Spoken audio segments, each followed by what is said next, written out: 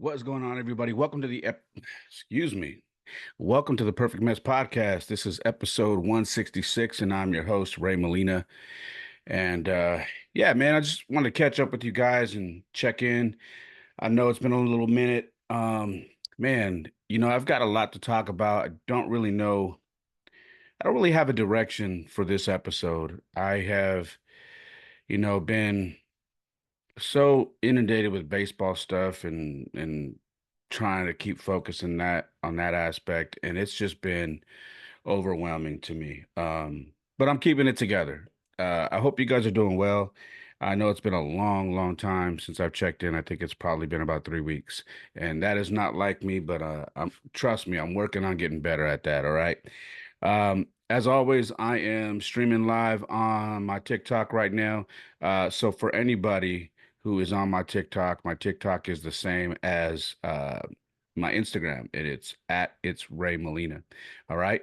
And you can follow me there. I'm going to get better at streaming this while I'm actually doing the podcast regularly so you guys can chime in and kind of watch what I do. Um, like I said, this is episode 166, and my Instagram is it's Ray Molina. My The podcast is on Instagram as well. It's at the Perfect Mess Pod. The YouTube is youtube.com/the Perfect Mess Pod. And I'm on everything else: Snapchat, Rumble, X, you name it, Facebook. I'm all over there. So make sure to check it out. And per usual, like I said, if you follow me on TikTok, I will follow you back. Just make sure your profile is not private. All right. This is the Perfect Mess Podcast, and let's see, man. It's been quite the journey, man. I recently had some family in town, and I hadn't seen my family in a very long time. I've got a lot of family that lives in Colorado. I'm out here in the Bay Area, as you guys know, but I've as I've gotten older, I've had to deal with a lot of stuff that is in my childhood that I've had to battle with. You know what I mean? And I think when you get to my age, you kind of start to get to a point where you got to confront some of these things. You know what I mean? And you can't really avoid them. You have to hit them head on, or they're gonna haunt you for the rest of your life. And to be honest with you, if you don't, you run out of time to kind of resolve these things. And I don't really want to run out of time to resolve the issues that I've had with family. You know what I mean? Um, so, my mom came into town. My sister, her grandmother passed away. We have two different dads, but my younger sister, she's about 11 years younger than me. Her grandmother passed away, and so they came into town from Colorado. Now, this trip was it was tough for me because I had to prepare myself because me and my sister haven't had the best connection over the last, gosh, maybe 7 years. And she's my younger sister. I only have one sister. I don't have any brothers, but you know, we've struggled to connect. Um, and a lot of it is because, she's had some battles with addiction, and um if you are watching and you have family that has, or listening, and you've had family that's dealt with addiction, that can put a strain on your relationship. And for me, um, it's been hard, you know. Uh, my sister went in a different direction with her life, and I wasn't necessarily happy about it. And um, and it put a strain on our relationship. She has two kids that I absolutely adore and that I love.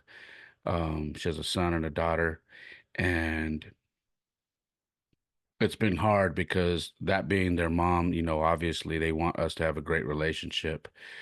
So it's been hard for them to understand my take on everything that's been going on with her. Um, Now, over the last year or something, she's made some changes in her life, and uh, I'm not someone who gives somebody just the pass right away. You know what I mean? I feel like we have to build up to that. Like if you're someone who's done some pretty shitty shit to me, um, I'm not just gonna let you back in my life. I'm not gonna allow you to just come back in my life like, hey, everything's great. Like it just doesn't work that way with me.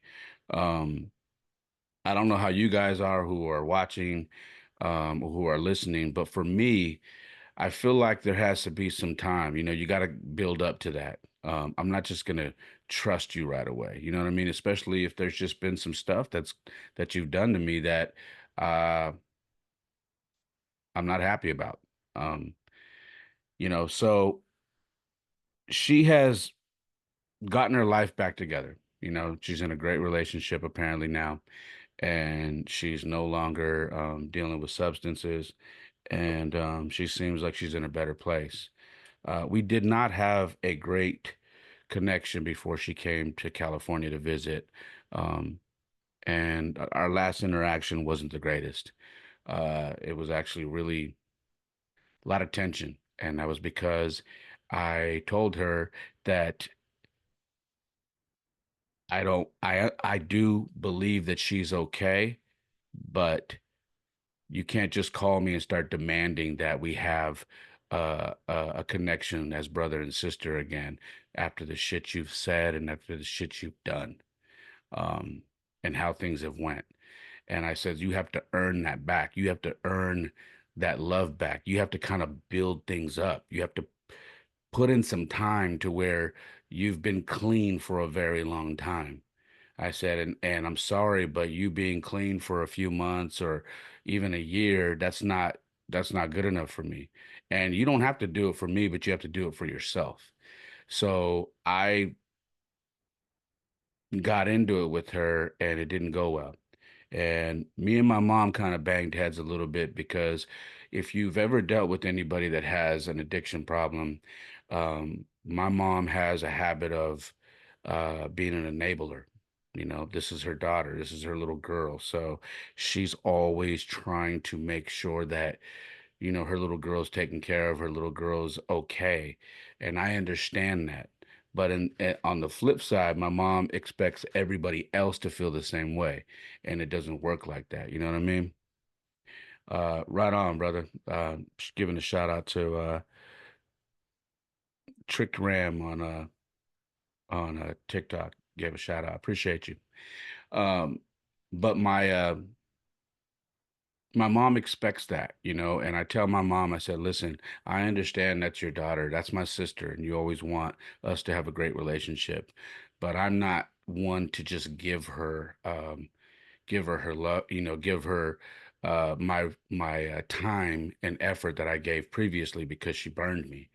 And me being a father myself, I don't take to people wasting my time or treating my time like it ain't worth shit. I always talk about that on this podcast. I talk about how time is the most important asset you have. No one can give you back your time. And I've taught that to my children. I've told them, hey, if someone wastes your time multiple times, get away from them. They don't belong in your life. Everybody can pay you back if they break something that you own, if they don't, if they borrow money or if they borrow a piece of clothing or whatever and they lose it, they can always get that back for you. But the one thing that people can never give back to you is your time. So I'm big on that. I've been teaching my kids that when they're little, and I've been, pushing that for years and so many years in my life that if you waste my time or if you treat me like my time isn't worth anything, then I don't want you in my life because I can't never get that time back. All right. And so me and my mom kind of banged heads about that. Um, I love them all. I love my sister. I love my mom, but I just it just takes I'm very adamant about pushing the issue of you need to get right before I'm going to accept you back into my life. And, probably about a month or two went by, and then I found out my sister's grandmother passed away, and she lives out here in California. And they said, hey, we're going to come to town.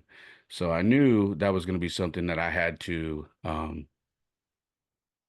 face. And I prayed on it like I do with everything else because I didn't want my family's time out here from Colorado uh, coming out here to visit. I didn't want their time to be bad. I didn't want my sister to feel like she doesn't have a connection with me. I didn't want them to feel like they couldn't enjoy their time with my children. And I didn't want it to just be a stressful time. So I prayed on it and I said, please let me help. Let me approach this thing with love. Let me approach my sister with love. Let me tell my sister that I love her. Let me tell my sister that I'm glad she's doing better, that she's not dealing with, substances anymore. And more importantly, when I see her, let me just give my sister a hug and just hug her. You know what I mean? And tell her how much I love her. And that's what I did. I didn't see them for the first 2 days when they were in town. And then my sons play baseball. You guys know if you've been following me and watching me and listening, you know that I coach baseball. That's what I do. Uh, how's it going? Saying what's up to people on TikTok. I appreciate you guys for tuning in. Um, Anybody who follows me here, I will follow you back. Just make sure your profile isn't private. Um, so we had a tournament this weekend, and that was the first time that I had seen them. They were coming out to watch my son play and watch me coach. So I said hi to them from the dugout. I didn't have time to really talk because I'm in the middle of coaching a game. And when we won our first game, and no, we did we win our first game? I think we lost our first game and then we won our second game.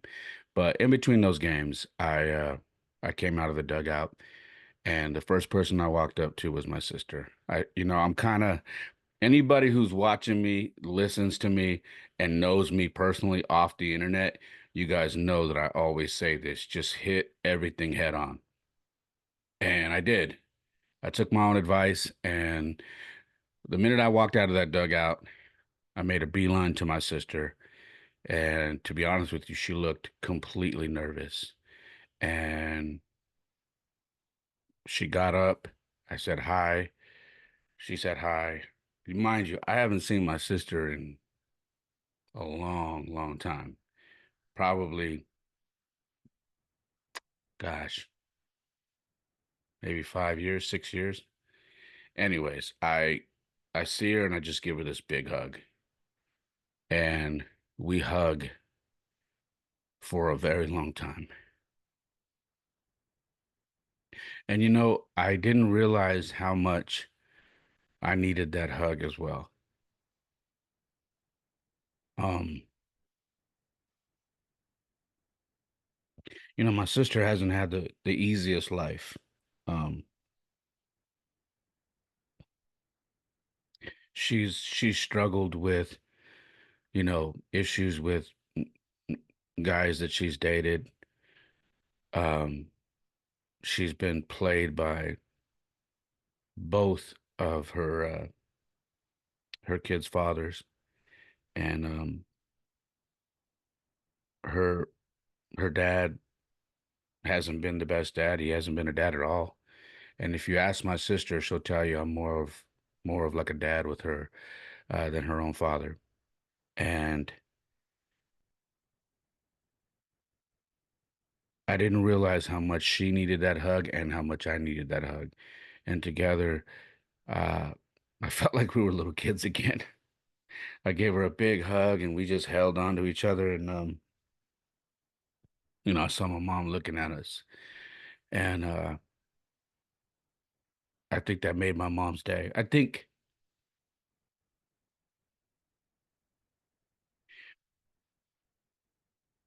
that made my mom's trip.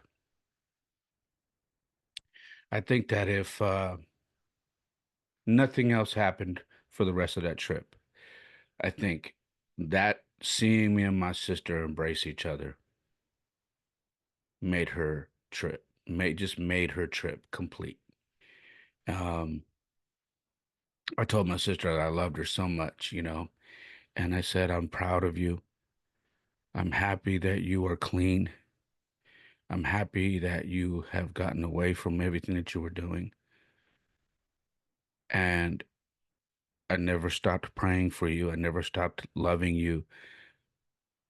I know it didn't feel like that, but I had to distance myself in order for me to keep my own sanity and for it to not have an effect on me and my children and that whole situation. I said, you got to understand, I didn't even want to bring my kids out to Colorado because of all the craziness that was going on out there. But I told her, I never stopped praying for you, and I love you, and I'm proud of you. And it was good. It was good to get that off my chest, and it was good for me to see my sister after so long and tell her that face to face. Because it wouldn't have gotten through to her when she was on um, all the different substances she was abusing.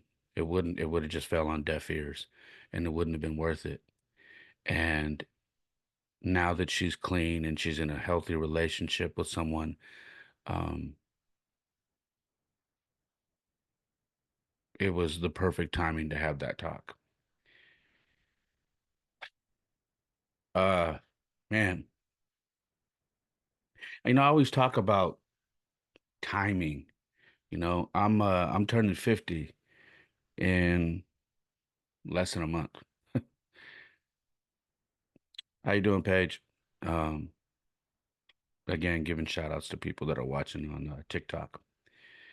Um, I'm turning 50 in less than a month. And I always talk about timing, and timing is more important. Thank you. I don't look 50, someone says. Timing is more important than ever when you're my age.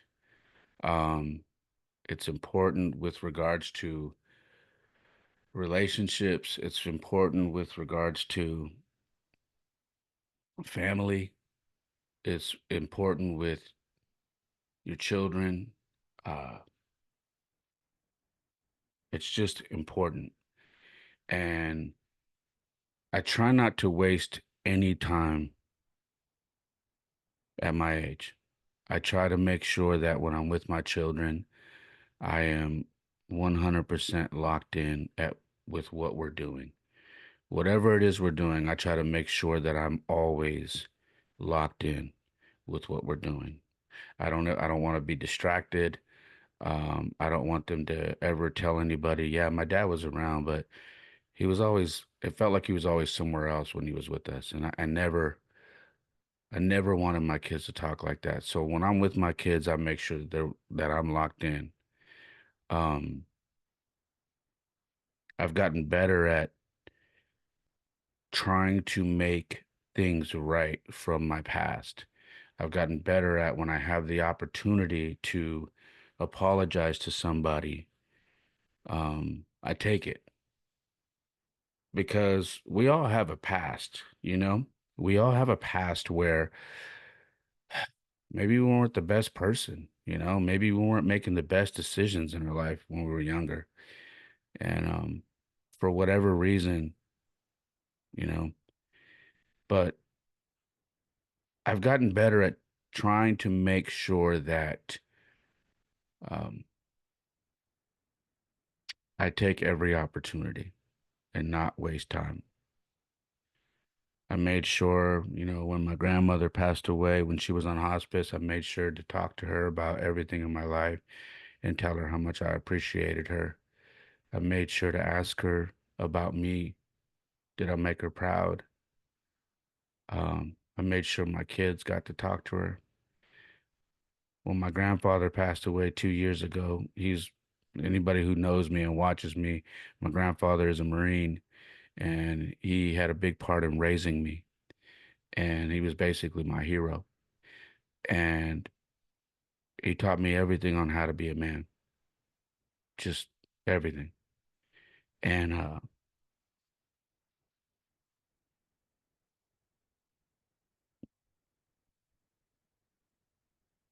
when I lost him, it was tough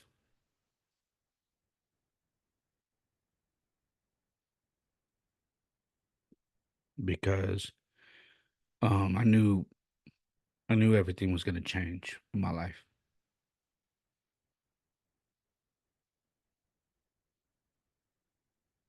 I knew that when he was gone, that my family got it went from being this big to like here because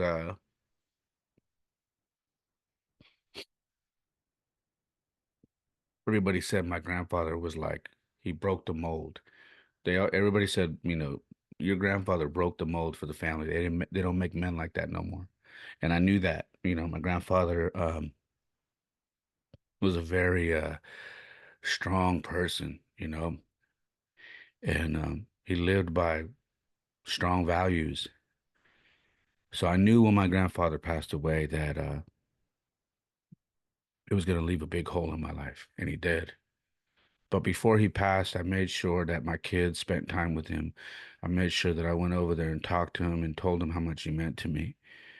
And it was awesome. Like I shared this before, and I'm talking about time for if you're just tuning in right now, I'm talking about time and how timing at my age and when you're in your late 40s, going into your 50s and even later, timing is everything. And I'm talking about how I don't waste time, how I'm trying to always tell myself, if you have an opportunity to say something, to make something right, or to tell somebody how you feel, or do something, do it. And I made sure to tell my grandfather that so many things. But the coolest thing was, I took my kids, and I'll share this with you real quick. I've shared this before. I took them over to see my grandfather, and he's on a breathing machine, and my grandfather is laying there, and both of my kids are you know talking to him, and I'm like leaning over and kind of rubbing his head, and my grandfather points to my sons, and he goes, and he flexes his arms, and then he points to me and he says, he's strong now, he's strong, he's strong. And he was telling my kids that I'm strong now, because the backstory to that was when I went through my divorce, I wasn't. Um, I was a shell of myself, and I was extremely out of shape. My spirit was broken. My life was just in shambles. And my grandfather got to see me regain my life, start taking care of myself again, start exercising, start training. He got to see me train my kids and get my kids right. And before he passed, he got to see all that. So he saw me go from a very dark place in my life to now a place of joy and of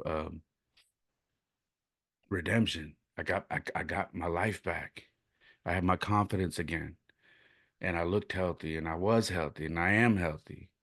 And he saw that, and so he was telling my kids, "Your dad is strong now. Look at him. You should be proud of him."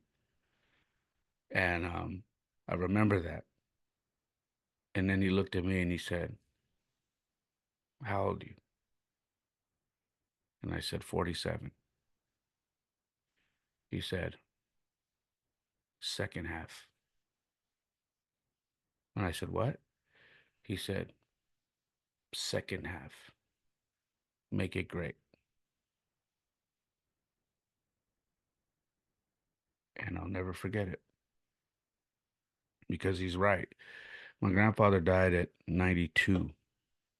believe 92.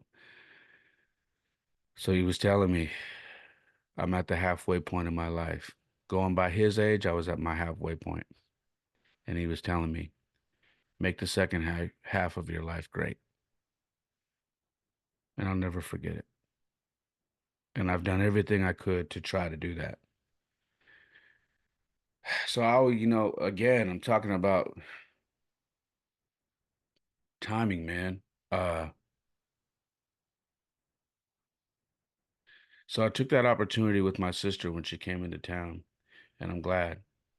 I think it helped me. Me and my niece, we don't we don't have a bad relationship, but I know the fact that me and her mom have struggled to connect probably put a strain on it, and she probably felt like she was in the middle. And I'm glad that we were able to put that behind us because I think it helps us now. And to be honest with you, man, I don't know how much time I'm gonna have my mom, and it's kind of crazy. It's like you start to go through the motions of life, and you start looking, and I start running into these things online, and people saying, "Hey, you know, if you get this phone call still, and it's a screenshot of mom, her caller ID, you should be thankful." And or if you if you're able to pick up the phone and talk to your mom and call her, or you're able to go see her and talk to her and hug her, you should be thankful. And I've tried to tell myself, my mom is turning 70 next year. There are no guarantees. Um, she asked me, my mom, you know, I love my mom, and she worries about me because I've been single since 2017.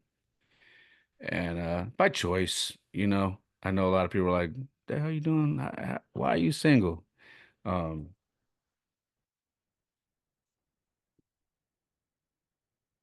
I'm single by choice. But my mom, she worries about me. She's like, I'm her only son. Um, and I am fully focused on just raising both of my sons and trying to make sure that I get them through high school and then on through college. And so they're set up. So my entire life is dedicated to them. When I tell you that, I mean every move that I make is to somehow benefit them, to put them in position that I never got the opportunity because you know, the way my home was set up when I was younger, they were just happy I graduated. And I did great in high school, but I didn't have the type of support that was pushing me to go to the next level, that was pushing me to go to college, that was pushing me to do something greater than graduating high school. Um, but you know,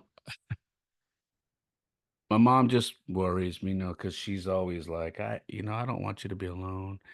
One of the saddest things in life is feeling like you're going to end up alone. And, I told my mom, I said, like I'm saying here, I, uh, I, I don't know that, how do I say this?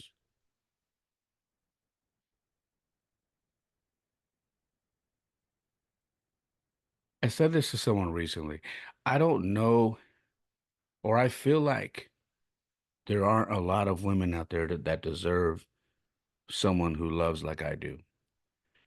And I know that sounds really crazy to anybody listening or watching.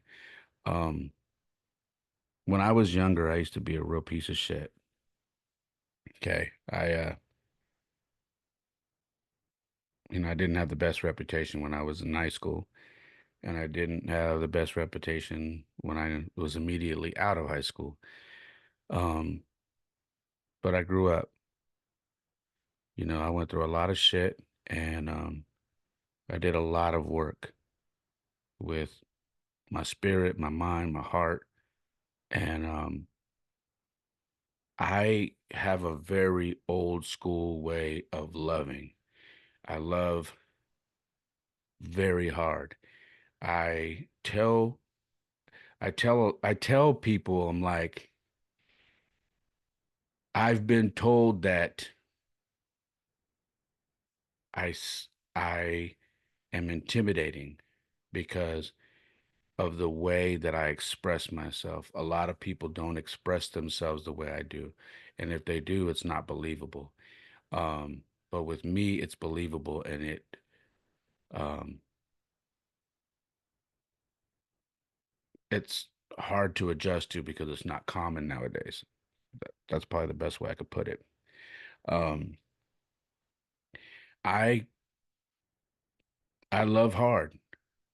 When I feel something, I say it. Um, I say things and do things that a lot of people don't do no more because the values of relationships has gone so far down. Marriage isn't what it used to be. Um, I just told someone recently that my um, my grandparents' era was probably the last era when love and marriage really meant something. And I said you have to look at that era, okay? The men in my grandfather's era, they didn't wear sweats and t-shirts. They dressed up literally every day. They wore brim hats, they wore button-up shirts with ties, they wore slacks, they did all of that. That was the everyday get up for men in my grandfather's era. Okay. The women were always in some sort of dress, some sort of skirt, something. It was a different era. Okay. And I said, and after that era of my grandmother and my grandfather, when they fell in love, got married, I said, think about this. There are not a lot of marriages that or relationships that last 25, 30, 40, 50, 60 years anymore. Not in my dad's and my mom's era, and not in my era. Shit, my marriage lasted almost 9 years. And in this day and time, that's actually kind of long. And that's sad.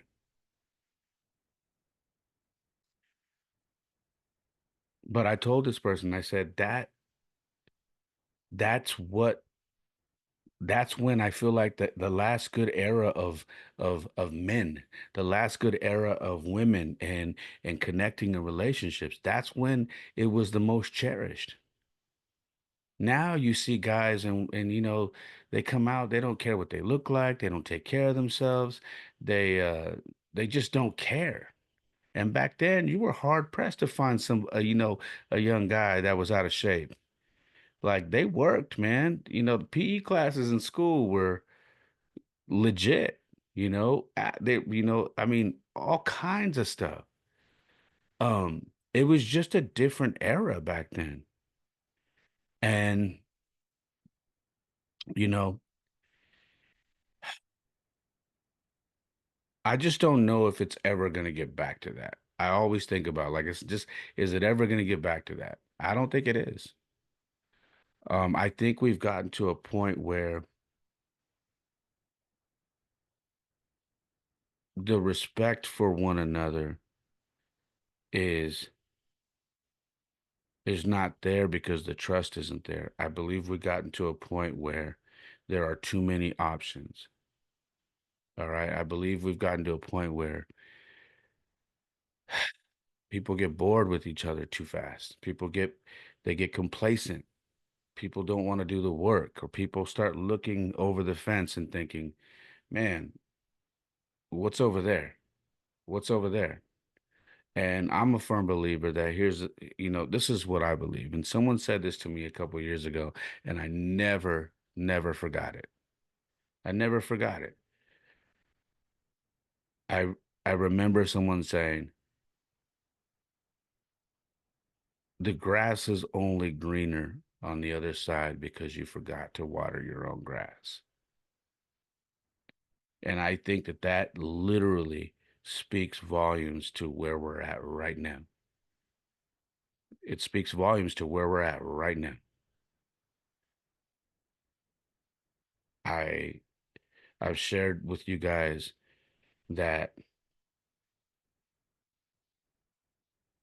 with regards to there being so many options, you know, we got our phones, and our phones literally connect us to so many different ways for people to message us. And I think the majority of people are concerned. How many videos have you seen online, where, you know, people are afraid, they're dared to pass their partner their phone. Like, how long you guys been together? 15 years. Cool. You guys love each other? Yeah. All right. Can I ask you guys to do something? Exchange phones. And then all of a sudden it's like, oh shit. You see what I'm talking about? We've gotten to that place where there are options and people are so concerned about, well, what if this doesn't work out? I need to keep my options open. Nobody just wants to say, hey man, this is where I want to be. This man makes me happy. This woman makes not let me correct myself, not makes me happy. This woman or this man adds to my happiness.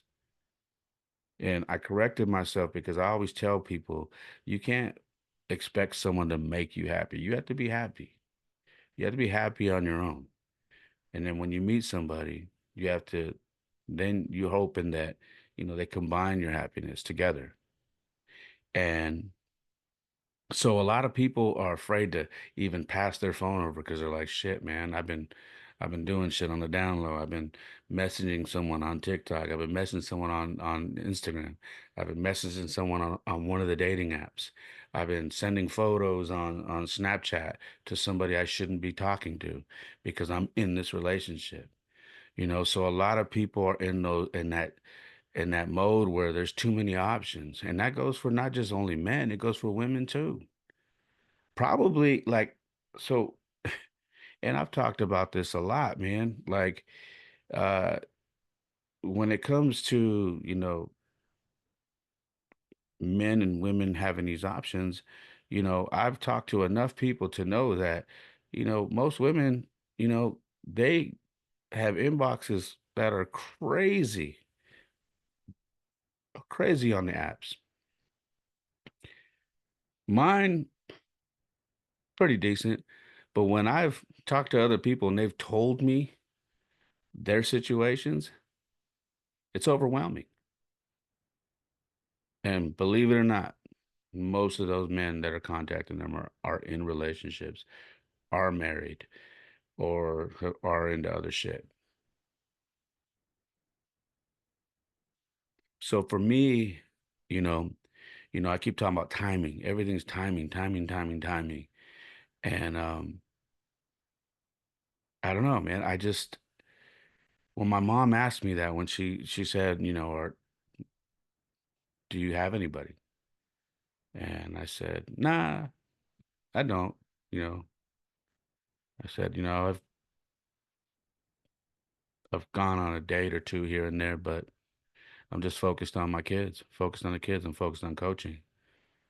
And she's like, you should make time. And I said, I'll make time for the right person. I said, Mom, but honestly, I, you know, I haven't really found anybody that I want to give my time to. I haven't really found anybody that I want to, open up to because the timing has been bad or the timing is never right. And honestly, I don't think a lot of people deserve the way I move in a relationship. See, I've already been through a marriage and I've been through a divorce. And the last thing I want to do is get married again and go through another divorce. So whereas a lot of people will just jump into a relationship because they need somebody, I haven't. I've stayed alone by myself. I live by myself. Well, aside from when my kids are with me, when they're supposed to be with me, I'm by myself. Um, and I've gotten okay. I've become okay with, enjoying my time by myself. I've gotten better at, over the years of, going to the gym, training. I've gotten better at, I read a lot. I do this podcast. I share my life with you guys on this podcast. Um, I throw myself into mentoring, kids, high school kids, middle school kids. I coach baseball year round, and that keeps me young. It keeps me, um, coaching keeps me young, and it keeps me involved. And honestly, it allows me to help, kids that I see that are going through some stuff that I remember going through as a kid. And because I've gone through it, um, it's almost like therapy for myself when I'm able to help a kid get through shit that they're going through at home, especially when I'm able to connect with the parents and help them, you know, get their kid through a rough patch. Maybe get their, help them with regards to how to handle them because I've been through it. Because you get a lot of these parents, they're single they're single families, and, single parent homes, and so some of them are just moms, some of them are dads, and they need help. And for me, uh, throwing myself into coaching and mentoring and everything, it's just helped me to use my time wisely to help. You know what I mean? Um, and I told my mom when it's my turn to be in a relationship, I'll be in a relationship. You know, until then, I'm okay being alone. I'm okay being by myself. And when I say alone, I don't want people to think like lonely. There is a thing of being alone but not being lonely, and that's me.